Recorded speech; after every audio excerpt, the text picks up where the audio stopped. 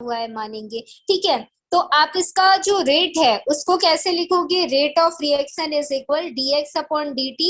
Initial changes को आप represent करोगे माइनस पे, क्यों, क्योंकि हम यहाँ पे रिएक्टेंट की बात कर रहे हैं, इज इक्वल आप इसको और कैसे लिख सकते हो, k इंटू यहाँ पे आपका आ जाएगा NH4NO2 का कंसंट्रेशन यहाँ पे 1 आ जाएगा। अब देखो यहाँ पे रिएक्टेंट एक ही है, तो ये ऑर्डर ऑफ रिएक्शन किसको डिनोट करेगा, फर्स्ट ऑर्डर ऑफ रिएक्शन को ये डिनोट करेगा, ठीक है। ये हमारा फर्स्ट ऑर्डर ऑफ रिएक्शन हो जाता है। Then second order of reaction हम कैसे समझेंगे, तो देखिए यहाँ पर डिसोसिएशन ऑफ क्या लिखा है, HI लिखा है, और कितने HI का डिसोसिएशन हो रहा है, 2 HI का डिसोसिएशन हो रहा है, जो कि after dissociation H2 plus I2 क्या कर रहा है, प्रिपेयर कर रहा है, हम ये मान के चलेंगे। अब इसका मुझे ऑर्डर ऑफ रिएक्शन पता करने बोला जाए तो मेरे पास रिएक्टेंट कितने हैं, यहाँ पे नंबर ऑफ मोल्स हमको कितना दिया हुआ है, 2 दिया हुआ है, तो यहाँ पर हमारा जो ऑर्डर ऑफ रिएक्शन हो जाएगा वो कितना हो जाएगा, 2 हो जाएगा, ठीक है। ऐसा कोई भी केमिकल रिएक्शन जिसमें किसी भी टाइप का कोई कैटलिस्ट प्रेजेंट नहीं है, वो किसी भी तरीके के प्रेशर डिपेंडेंसी को, टेम्परेचर डिपेंडेंसी को नहीं बता रहा है, तो उस टाइम पर जो भी नंबर हमको केमिकल रिएक्शन में एज अ मोल अपीयर होता है उसी को हम ऑर्डर ऑफ रिएक्शन के फॉर्म पे क्या कर लेते हैं, कंसिडर कर लेते हैं। जैसे पहला जो केमिकल इक्वेशन था वहां पर हमारा 1 मोल था, तो मैंने उसको फर्स्ट ऑर्डर रिएक्शन कंसिडर किया। सेकेंड में मेरे पास 2 HI प्रेजेंट है जिसमें नंबर ऑफ मोल कितने हैं, 2 है, तो मैंने उसको सेकेंड ऑर्डर रिएक्शन कंसीडर किया। ऐसे ही third equation dissociation of NO2 में देखिए यहाँ पर भी नंबर ऑफ मोल्स कितने बताए गए हैं, 2 बताए गए हैं, तो इसका भी जो ऑर्डर ऑफ रिएक्शन आपके लिए हो जाएगा वो कितना हो जाएगा, 2 हो जाएगा, ठीक है। अब नेक्स्ट इक्वेशन देखिए, यहाँ पर 2NO2 लगा हुआ है और उसका रिएक्शन किसके साथ हो रहा है, O2 के साथ, तो मेरे पास कितने रिएक्टेंट हो जाएंगे ऑर्डर ऑफ रिएक्शन के लिए, पहले तो 2 है और उसके बाद ऑक्सीजन कितने मोल है, कुछ नहीं है, मतलब 1 मोल है, दोनों का एडिशन कितना हो जाएगा, 3 हो जाएगा।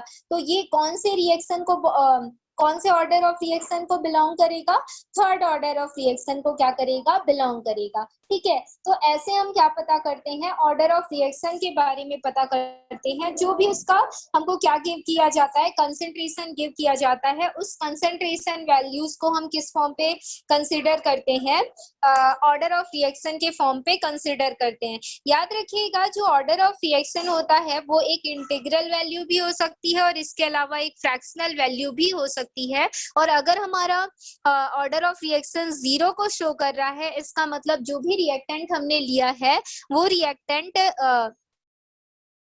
ऑर्डर ऑफ रिएक्शन अगर 0 है और जो भी रिएक्टेंट आपने लिया है तो जो कंसंट्रेशन होगा रिएक्टेंट का उस पे हमारा केमिकल रिएक्शन डिपेंड नहीं करेगा, independent of rate of reaction हम ये बोल सकते हैं।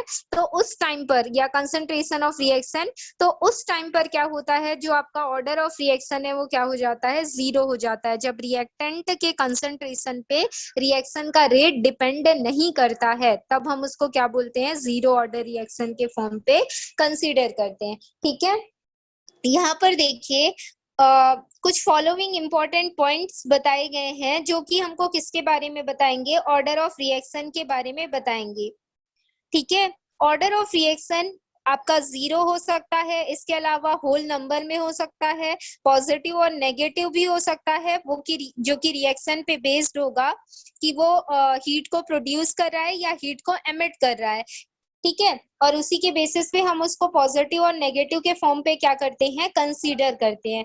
तो ऑर्डर ऑफ रिएक्शन जनरली हमारा एक फ्रैक्शन वैल्यू हो सकता है, 0 ऑर्डर का हो सकता है, फर्स्ट ऑर्डर का हो सकता है और सेकेंड ऑर्डर का हो सकता है। ऑर्डर ऑफ रिएक्शन को ऑलवेज कैसे डिटरमाइन किया जाता है, तो उसको ऑलवेज एक्सपेरिमेंटली ही क्या किया जा सकता है, डिटरमाइन किया जा सकता है, इस बात को याद रखिएगा।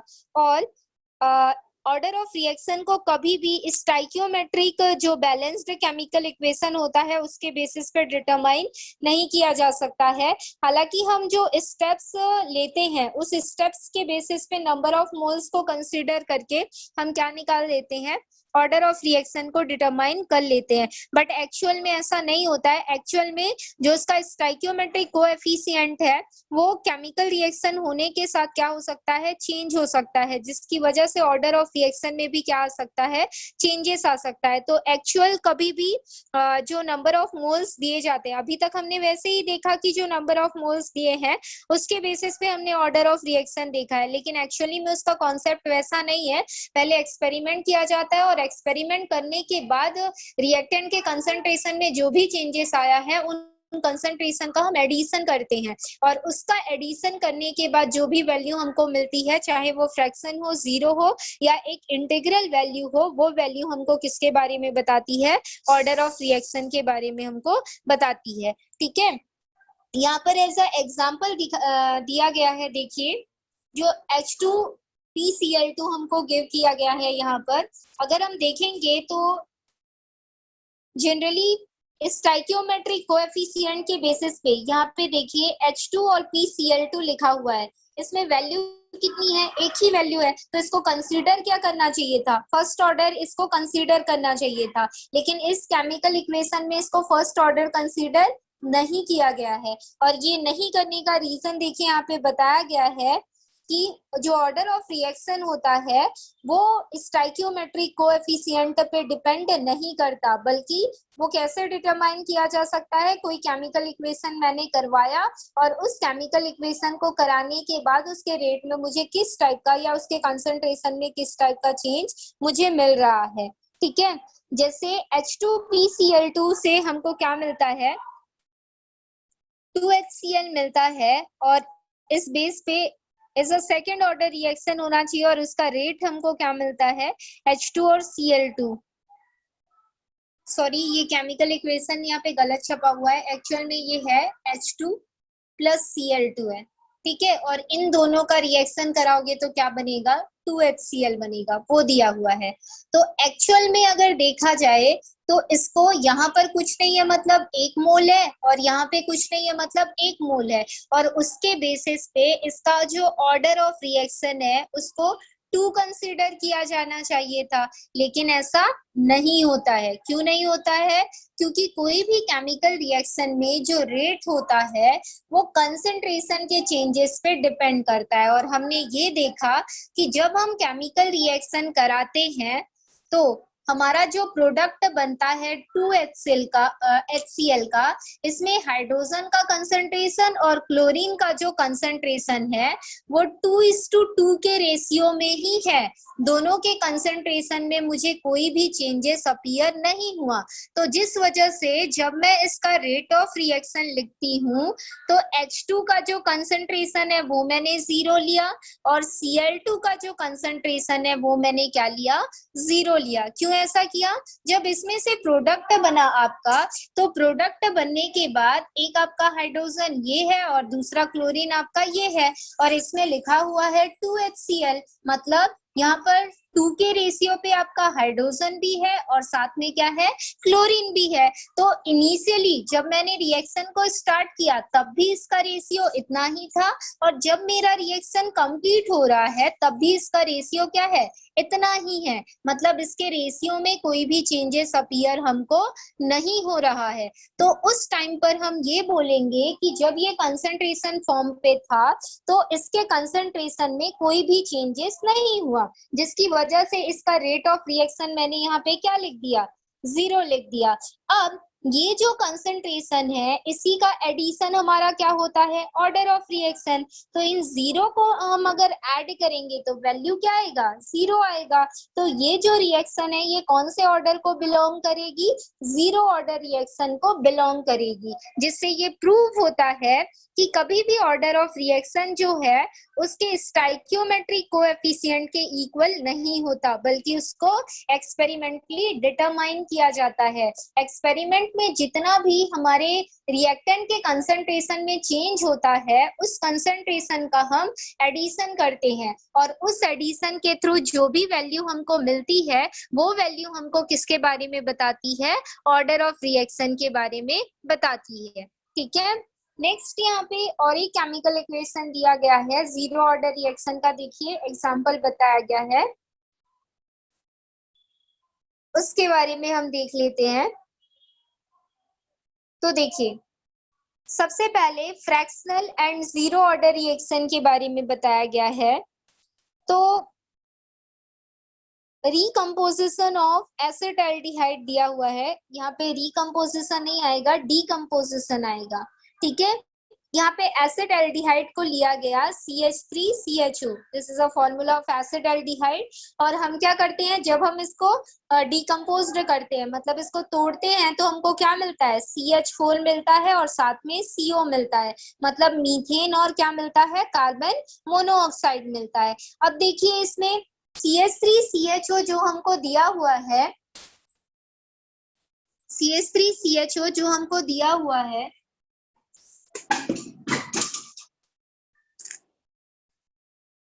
ठीक है, इसमें कंसंट्रेशन देखो, यहाँ पर CH3CHO है, तो इसको हमको 1 मोल लेके फर्स्ट ऑर्डर रिएक्शन क्या कर देना था, शो कर देना था, लेकिन ऐसा हुआ नहीं। क्यों नहीं हुआ, क्योंकि जब इसका प्रोडक्ट बनता है तो इसका रेशियो किस फॉर्म पे हमको मिलता है, ये CH4 और CO के फॉर्म पे मिलता है। ठीक है, और इसको जब डिटरमाइन किया जाएगा तो इसका जो रेशियो आता है वो 3:2 के रेशियो में आता है। ठीक है, आफ्टर फॉर्मिंग प्रोडक्ट जो हमको किसका कंसंट्रेशन मिलता है, रिएक्टेंट का जो कंसंट्रेशन मिलता है वो।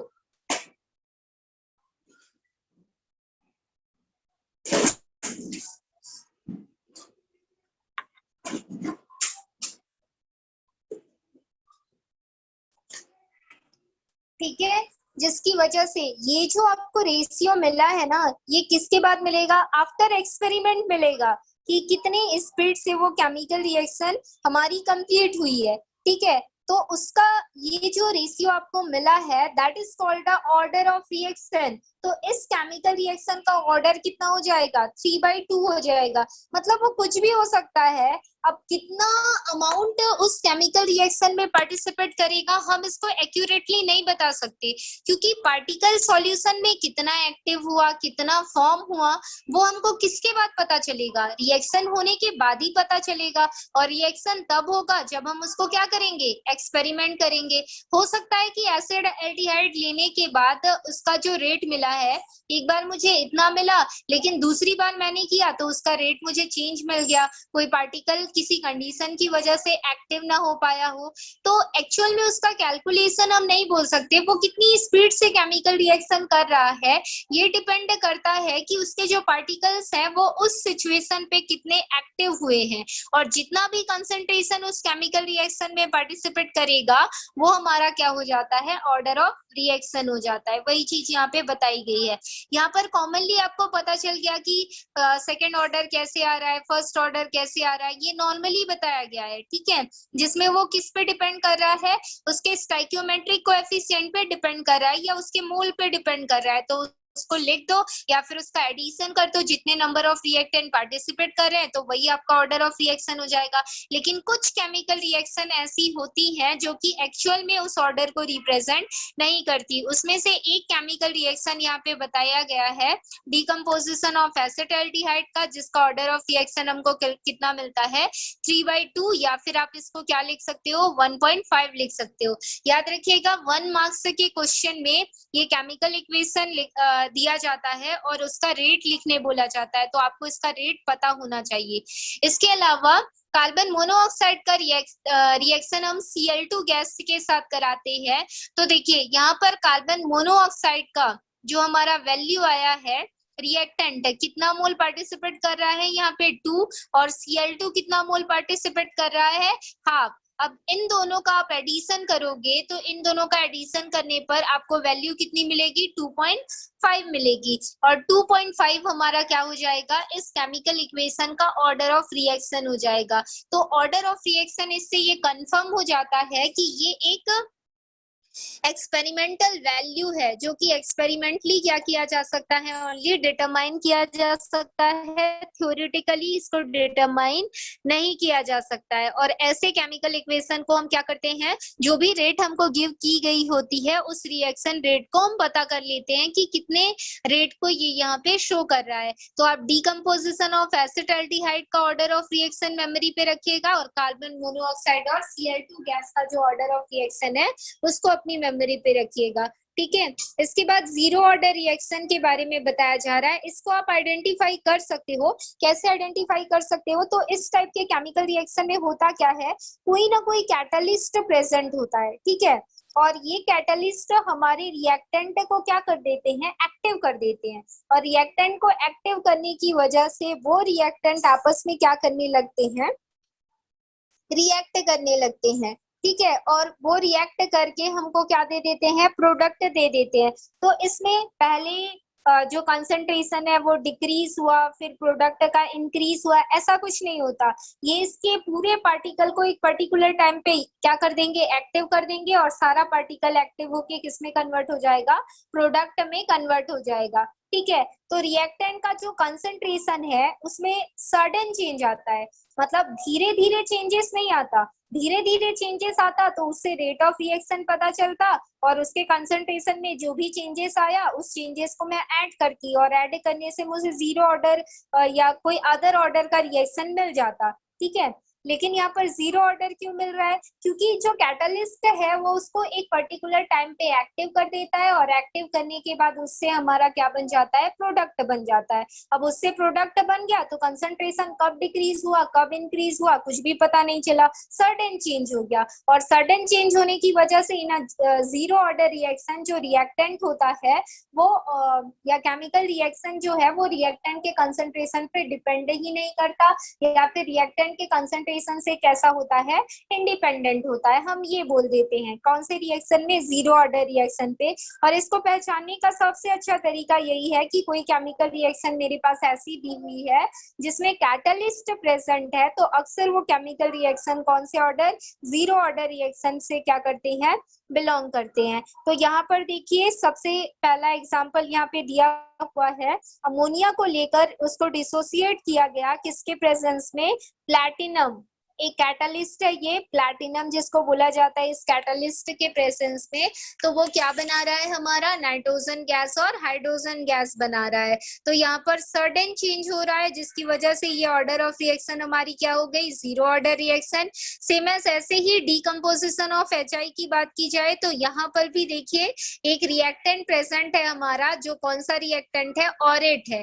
ठीक है, ये ऑरेट क्या करता है, जो हाइड्रोजन आयोडाइड गैसियस फॉर्म पे है उसको डिसोसिएट कर देता है H2 गैस और हाइड्रोजन गैस में। मतलब सडन इसमें भी चेंजेस हो रहा है, और जो रिएक्टेंट का कंसंट्रेशन है उसमें धीरे धीरे कंसंट्रेशन में चेंजेस हमको देखने को नहीं मिल रहा है, जिसकी वजह से ऑर्डर ऑफ रिएक्शन में कोई चेंज नहीं आता, और वो क्या हो जाता है, रिएक्टेंट के कंसंट्रेशन से इंडिपेंडेंट हो जाता है, जिसको हम क्या बोल देते हैं, जीरो ऑर्डर रिएक्शन के फॉर्म पे हम उसको कंसीडर कर देते हैं। ठीक है, तो यही था हमारा क्या, ऑर्डर ऑफ रिएक्शन।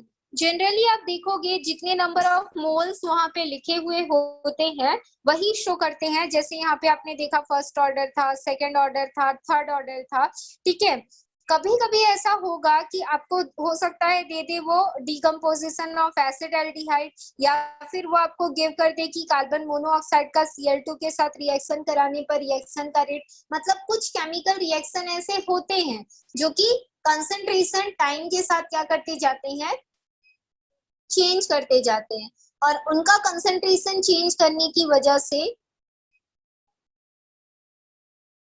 जो ऑब्जेक्ट है हमारे उनका भी कंसंट्रेशन क्या हो जाता है, चेंज हो जाता है। ठीक है, वही चीज यहाँ पर बताई गई है। तो जो केमिकल रिएक्शन ऐसे हैं, एक दो ही हैं जो कि different type of fractional order of reaction को शो करते हैं, जिसमें हमने H2 और Cl2 के बारे में देखा जो कि बिना रिएक्टेंट बिना कैटलिस्ट के प्रेजेंस के जीरो ऑर्डर रिएक्शन शो कर रहा है। इसके अलावा डीकम्पोजिशन ऑफ एसिटाल्डिहाइड जिसका ऑर्डर ऑफ रिएक्शन 3/2 या 1.5 होता है, और इसके अलावा कार्बन मोनोऑक्साइड का Cl2 गैस के साथ रिएक्शन कराते हैं तो उसका ऑर्डर ऑफ रिएक्शन हमको 2.5 मिलता है, या एक फ्रैक्शन वैल्यू मिलती है। और बाकी जो नंबर ऑफ हमारे मोल्स होंगे उसी को कंसिडर करते हुए आप ऑर्डर ऑफ रिएक्शन लिख दीजिएगा। Second order, third order, first order और जीरो ऑर्डर उनको जिनमें केमिकल रिएक्शन में कोई कैटलिस्ट प्रेजेंट हो, उसको जीरो ऑर्डर के फॉर्म पे हम क्या करने लगते हैं, कंसीडर करने लगते हैं। ठीक है। इसके बाद आपके बुक में एक टेबल दिया हुआ है, example of reaction of various orders. ठीक है। और सारे ऑर्डर्स बताए गए हैं वहां पे। जीरो ऑर्डर्स सभी में देखिएगा, जितने भी आपके हैं H2 से Cl2 बन रहा है, उसे H2 और Cl2 रिएक्ट करके 2HCl बना रहे हैं इन प्रेजेंस ऑफ सनलाइट। तो कुछ भी प्रेजेंट हो जाए तो वो कौन सा ऑर्डर हो जाएगा आपका, जितने नंबर ऑफ रिएक्टेंट प्रेजेंट हो फिर भी वो हमारा जीरो ऑर्डर रिएक्शन हो जाएगा। ऐसे ही अमोनिया से नाइट्रोजन और हाइड्रोजन गैस का बनना, ये भी जीरो ऑर्डर रिएक्शन है, प्लैटिनम कैटलिस्ट के प्रेजेंस में होता है। N2O से N2 प्लस हाफ O2 का बना, वो भी कैटलिस्ट के प्रेजेंस में होता है, तो जीरो ऑर्डर रिएक्शन हो जाएगा।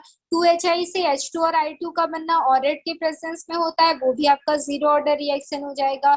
2PH3 से फॉस्फोरस और हाइड्रोजन गैस का बनना in presence of a high pressure and molybdenum catalyst, तो इसमें भी कैटलिस्ट आ गया, तो वो भी क्या हो जाएगा आपका जीरो ऑर्डर रिएक्शन हो जाएगा। और बाकी जितने भी केमिकल रिएक्शन होते हैं उनमें हम क्या करते हैं, नंबर ऑफ मोल्स जो उनके आगे लिखे होते हैं उनको as a order of reaction consider करते हैं।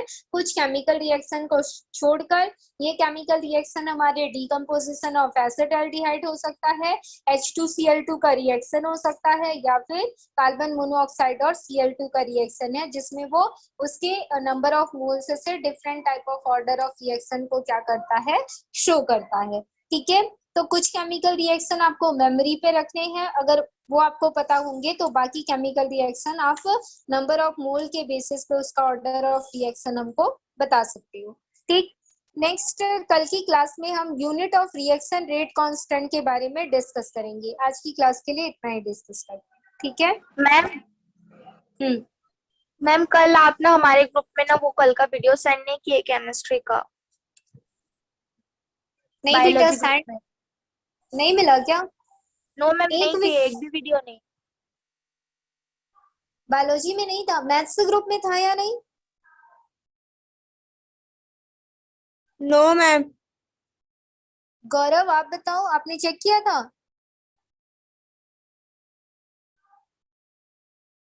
एक वीडियो मैंने सेंड किया है, ध्यान से देखिए। हाँ बोलिए। ग्रुप थे, मैथ्स ग्रुप में एक वीडियो सेंड किए थे, पर बायोलॉजी में एक भी नहीं किए हो। हो सकता है बायोलॉजी में ना गया हो। एक वीडियो सेंड की हूँ, अभी कर देती हूँ, मेरे पास रखा हुआ है वो वीडियो कल की क्लास का। ठीक है। यस मैम, उसको और वो प्रैक्टिकल भी टाइट्रेशन वाला।